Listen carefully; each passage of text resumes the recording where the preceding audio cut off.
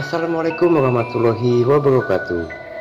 Halo sobat semua, selamat berjumpa kembali di channel Pecinta Horor. Mimpi biasanya kita sebut bunga tidur, tapi di cerita ini tidak disangka dari mimpi terjadilah interaksi dengan hantu dari orang yang dijumpainya dalam mimpi. Seperti apa ceritanya? Inilah Sumarni, ditulis oleh Ian 001.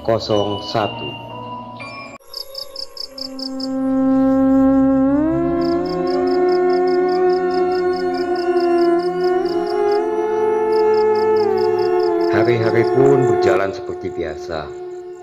Aku pun sudah mulai terbiasa dengan makhluk-makhluk yang kulihat. Hingga pada suatu hari, aku bermimpi aneh lagi. Aku merasa berada di sebuah rumah. Lalu aku mendengar ada perkelahian antara pria dan wanita. Namun beberapa menit kemudian wanita itu masuk ke kamar. Wanita itu mulai menutup pintu kamar dan mengunci pintu itu. Lalu dia mengambil seutas tali yang ada di dalam laci meja kamar. Tali pun ia ikat ke langit-langit rumah yang pada saat itu aku melihat rumahnya belum ada plafonnya. Lalu wanita itu mengambil kursi dan mulai memasukkan tali itu ke lehernya. Kursi yang digunakan untuk membantunya naik pun ditendangnya, sampai akhirnya kursi itu terjatuh. Wanita itu pun mulai kesakitan karena tali itu menjerat lehernya.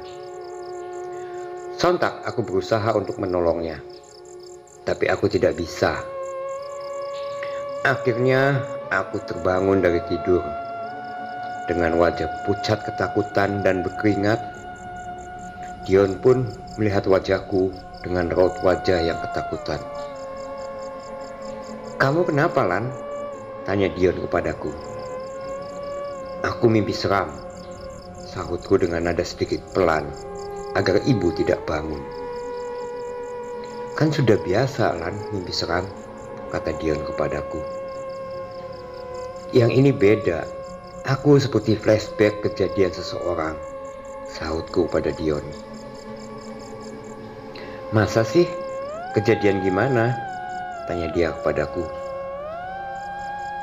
"Kayak di rumah ini, tapi rumahnya nggak kayak ini. Beda. Aku juga bingung," sahutku pada Dion. "Ya, coba tanya sama mbahmu dulu. Rumah ini gimana dulunya?" "Ya, nanti dah, aku tanya sama mbah. Aku mau lanjutin tidur dulu, ntar ibu bangun lagi." "Ya udah, tidur sana. Besok kan sekolah lagi." Setelah kejadian itu, aku bermimpi seorang wanita gantung diri. Aku mulai menemukan keanehan kembali. Aku mulai merasa ada sesosok makhluk yang mengikuti aku, tapi dia tidak menampakkan wujudnya. Aku mulai bertanya kepada Dion. "Dion, kamu ngerasa nggak ada yang aneh?" tanya aku dengan wajah bingung. "Iya, Lan, aku merasa aneh. Beberapa hari ini ada yang ngikutin kita, tapi tidak ada wujudnya," jawab Dion. "Nanti aku coba deh untuk berkomunikasi dengannya kalau sudah di kamar," sahutku. Setelah aku berada di dalam kamar, aku mulai berinteraksi dengan makhluk itu. "Permisi, aku tahu beberapa hari ini kamu mengikuti aku. Apa yang kamu mau dari aku? Kalau kamu ingin berteman, silakan saja. Tapi kalau tidak, tolong jangan mengganggu, karena aku tidak pernah mengganggumu." Pelan-pelan mulai terlihat bayangan putih. Sesosok wanita berambut panjang. Rambutnya yang panjang menutupi seluruh wajahnya dan memakai baju berwarna putih yang panjang sampai menutupi kakinya. Lalu aku memberanikan diri bertanya kepada wanita itu. "Kamu siapa dan mau apa?" tanyaku pada wanita itu. "Aku yang ada di dalam mimpimu waktu itu. Aku wanita yang bunuh diri dengan cara gantung diri waktu itu." "Kamu mau apa? Kenapa kamu mengikuti aku?" tanyaku. "Kamu baik. Di saat aku mau gantung diri, kamu berusaha untuk menyelamatkanku. Tapi semua itu sudah terlambat," ucapnya. "Bolehkah aku berteman denganmu?" ucapnya kepadaku sambil berdiri tepat di depanku dengan rambutnya yang terurai panjang hingga menutupi wajahnya. Aku pun sedikit ragu dengan permintaannya. Dan pada akhirnya aku pun mengiyakan pertanyaannya. "Ya sudah, kalau kamu ingin berteman denganku, aku tidak masalah asalkan kamu tidak jahat denganku." "Boleh aku bertanya, siapa namamu?" tanyaku padanya. "Namaku Sumarni," sahutnya. "Kenapa kamu bunuh diri?" tanyaku. "Sebelum rumah ini kamu tinggali, ini dulu rumahku dan keluargaku," sahutnya. Mulailah Sumarni bercerita. "Awalnya aku tidak ada masalah dengan suamiku. Tapi pada saat itu aku pun bertengkar hebat dengan suamiku. Hatiku sakit dengan kata-kata dan perlakuannya. Lalu aku tidak kuasa menahan rasa sakit ini dan melakukan tindakan ini. Aku pun dikubur di belakang rumahmu, tepatnya di belakang dapur yang kamu lihat banyak kuburannya itu." "Oh, seperti itu ceritanya," ucapku. Tiba-tiba ibu datang dan menghampiriku ke kamar. Akhirnya aku pun menghentikan percakapan ibu itu. "Ibu sudah pulang?" tanyaku. "Sudah, Nak." Gimana sekolahnya? Gimana sekolahnya hari ini, Lan?" "Ulan tadi ulangan, Bu, dapat nilai 100. "Bagus itu, Lan. Kalau gitu pertahankan terus nilaimu, Nak." "Iya, Bu. Biar nanti Lan bisa dapat beasiswa. Lan lebih giat belajarnya." "Iya, Nak, bagus itu," sahut ibu dengan memberikan semangat kepadaku. "Kamu sudah belajar, Lan?" "Sudah, Bu. Tapi besok Lan libur, Bu. Besok kan tanggal merah." "Oh iya, ibu lupa, Lan," sahut ibu. "Besok ibu libur ya?" tanyaku. "Enggak, Nak. Besok ibu kerja. Banyak kerjaan yang ibu belum selesaikan. Jadi ibu gak bisa libur." "Ya, ibu gak libur besok ya?" jawabku dengan sedikit kecewa. "Tapi besok ibu usahakan tidak pulang malam kok." "Nah gitu dong, Bu. Bu, Lan tidur duluan ya." "Iya, Nak." "Kok ibu merinding ya, Lan? Biasanya ibu gak pernah merinding masuk kamar ini." "Ah, itu mungkin cuma perasaan ibu aja. Dari tadi Lan di kamar gak kenapa-napa." "Iya mungkin." "Mbah sudah tidur, Lan?" "Sudah, Bu. Kayaknya dari tadi." "Ya sudah, kalau kamu mau tidur." Lalu akhirnya aku pun tertidur. Ketika tengah malam, aku merasakan ingin pipis. Aku pun terbangun untuk ke kamar mandi. Karena kamarku gelap, aku mencoba menyalakan lampu kamar. Setelah lampu kamar menyala, aku dibuat kaget oleh sosok Sumarni yang sedang duduk di pojok tempat tidur sambil membelai-belai rambutnya. Sesekali juga menyisiri rambutnya yang menutupi wajahnya itu. Entah mengapa, Sumarni tidak mau melihatkan wajahnya kepadaku. Tapi aku pun tidak mempedulikannya. Aku menuju kamar mandi. Setelah selesai dari kamar mandi, menuju keluar, aku mulai dikagetkan lagi oleh Sumarni. Astagfirullah, kamu bikin aku kaget terus, Sumarni. Jawabku yang melihatnya berdiri tepat di hadapanku. Aku mulai tidak menghiraukannya dan kembali ke kamar untuk melanjutkan tidur kembali, walau dia mengikuti aku di belakang. Sesampainya di kamar, aku pun mulai mencari posisi tidur yang nyaman untukku. Dan aku tidak lupa untuk berdoa, karena aku selalu mimpi buruk. Dan aku mulai berdoa, tiba-tiba Sumarni berteriak, "Hentikan, panas!" Teriak Sumarni, lalu menghilang. Aku bingung, lalu aku bertanya kepada Dion, "Nggak apa-apa nih aku berteman dengannya?" Tanya aku dengan sedikit ragu. "Auranya penuh dengan aura negatif," sahut Tiono padaku. "Terus gimana ini?" Tanya aku yang mulai panik. Dion pun berusaha menenangkan aku. "Ya, nanti kamu pelan-pelan bicara dengannya, agar dia kembali ke alamnya." "Iya, nanti aku coba," sahutku. "Ya sudah, aku mau tidur. Ntar ibu malah bangun dengar aku bicara denganmu." "Ya tidur sana," sahutnya. "Besok aku mau coba tanya Mbah, apa benar yang Sumarni tadi ceritakan." "Udah, gak usah dipikirin. Ayo kita lanjut tidur," ucap Dion kepadaku. Ya sudah, kalau seperti itu, aku juga mulai ngantuk nih.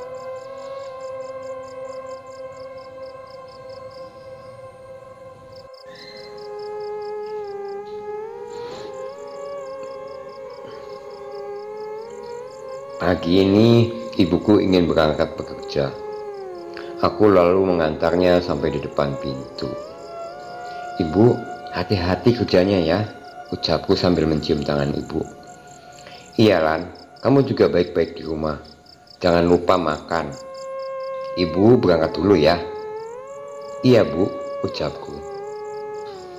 Setelah ibu pergi, aku menutup pintu dan menuju ke dapur untuk membantu Mbah memasak. "Hari ini masak apa kita Mbah?" tanyaku. "Masak sayur kesukaan Mbah Lan, sayur nangka," sahut mbahku. "Ya, sayur nangka lagi. Tapi tidak apa-apa deh, karena sayur nangka buatan Mbah memang enak." Sambil ku membantu Mbah memarut kelapa, aku mulai bertanya tentang Sumarni. "Oh iya Mbah, Wulan mau tanya, dulu sebelum Mbah tinggal di rumah ini, apa ada orang yang pernah bunuh diri di sini Mbah? Bunuh dirinya dengan cara gantung diri Mbah?" tanyaku dengan rasa penasaran. "Iya, memang ada. Tapi kamu tahu dari mana, Nduk?" tanya mbahku dengan heran. "Wulan pernah mimpi Mbah. Ceritain dong Mbah kejadiannya." "Iya, dulu sebelum almarhum kakekmu beli rumah ini, dulu yang tinggal di sini itu sepasang suami istri. Waktu itu mereka bertengkar hebat, dan akhirnya istrinya gantung diri karena sakit hati. Dan setelah kejadian itu, suami dan anaknya menjual rumah ini." "Oh, seperti itu Mbah. Dikuburnya di mana Mbah?" "Katanya dikubur di belakang rumah, tapi Mbah nggak tahu benar atau tidak." Aku terdiam sambil berpikir apa yang Mbah katakan. Berarti benar Sumarni bercerita. Tiba-tiba Mbah mengagetkan lamunanku. Lamun aja, sudah nggak usah ngurusin orang," ucap Mbah.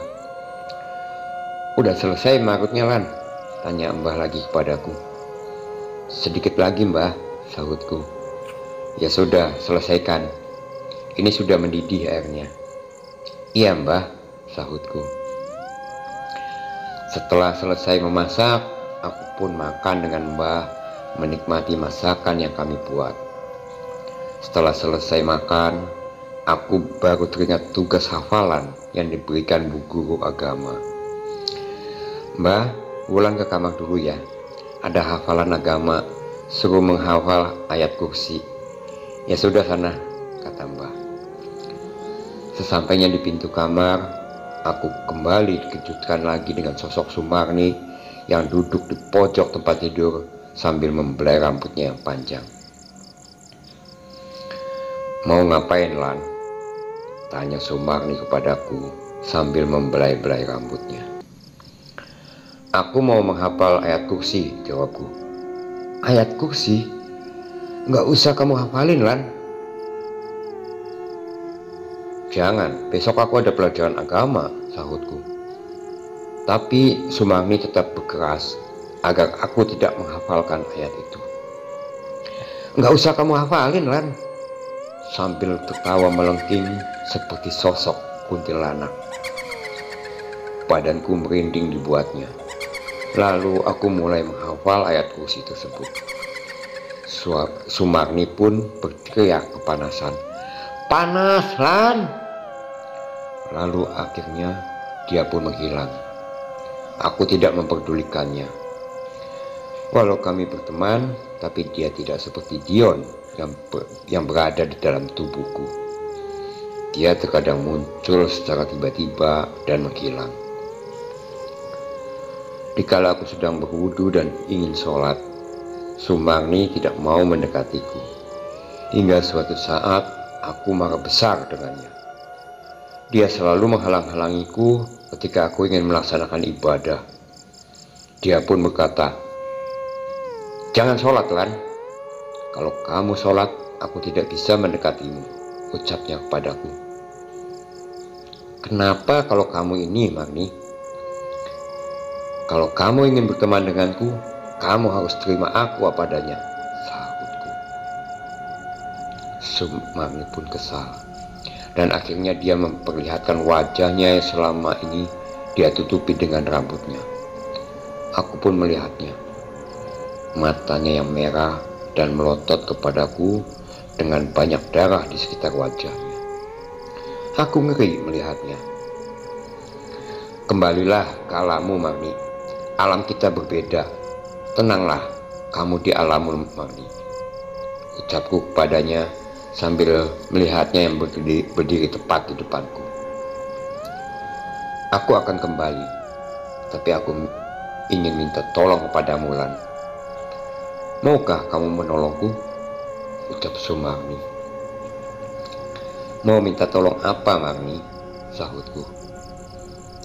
Tolong datangi kuburanku, Lan, dan bacakan doa untukku. Sudah lama sejak aku dikubur, tidak ada satupun keluarga yang mendatangi kuburanku. Dan aku akan kembali dengan tenang dan berterima kasih kepadamu. Akhirnya aku mengiyakan permintaan Marni. Di siang hari tepatnya, menunggu Mbah tidur siang, aku pun pamit keluar untuk membeli bunga. Tapi aku tidak pamit kepada Mbah untuk membeli bunga. Aku bilang kepada Mbah mau membeli kain pelanel untuk kerajinan tangan di sekolah. Dan aku menghampiri Mbah. Mbah, aku mau ke pasar dulu.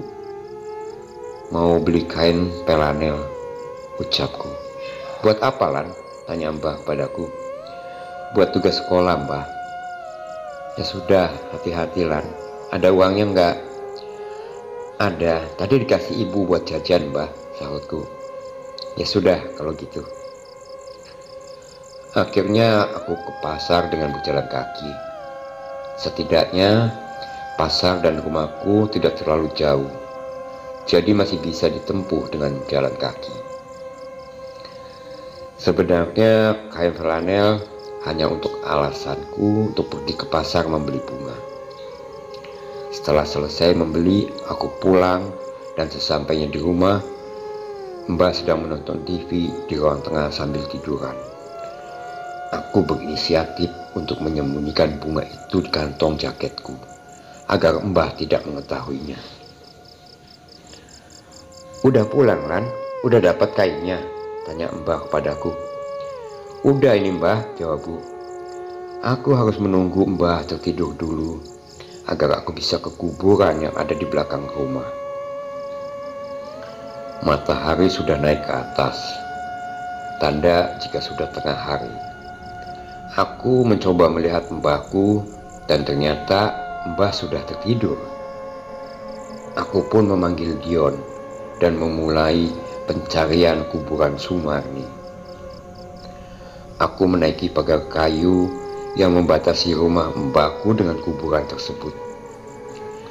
Sesampainya di kuburan, kami mulai mencari-cari nama Sumarni di semua nisan yang ada. Lumayan lama pencarian kami, karena di situ ada banyak kuburan dan beberapa ada yang tidak memiliki nisan. Ada juga yang hanya berpatok kayu. Di sini aku hampir putus asa mencarinya. Tapi tiba-tiba Dion memanggilku. "Lan, coba ke sini. Kayaknya kuburan yang ini." "Udah ketemu ya? Tunggu aku sana," sahutku sambil berjalan perlahan karena lokasi Dion kurang lebih 15 meter dari tempatku berada. Dan Dion berada tepat di samping pohon besar itu. Saat sampai lokasi, Dion berada, aku melihat sebuah kuburan yang terlihat tua dan tidak terurus. Kulihat batu nisannya, ada tulisan samar-samar. Setelah aku lihat dengan dekat, ternyata memang benar, itu kuburannya Sumarni. Aku mencoba membersihkan kuburannya, mencabuti rumput-rumput liar yang ada di atas kuburannya, merapikan nisannya yang terlihat miring. Dan setelah semuanya rapi dan bersih, mulailah aku dan Dion membacakan doa untuk almarhumah Sumarni. Usai membaca doa, aku menaburkan bunga di kuburannya sambil berkata, "Semoga dengan ini kamu bisa tenang di alammu, Marni." Aku beranjak dari sana dan menaiki pagar lagi. Aku tidak bisa berlama-lama di sana karena aku takut mbahku tahu. Setelah kejadian itu, aku pun tidak pernah didatangi oleh sosok Sumarni lagi sampai detik ini. Dan aku berharap Sumarni bisa tenang di alamnya. Amin.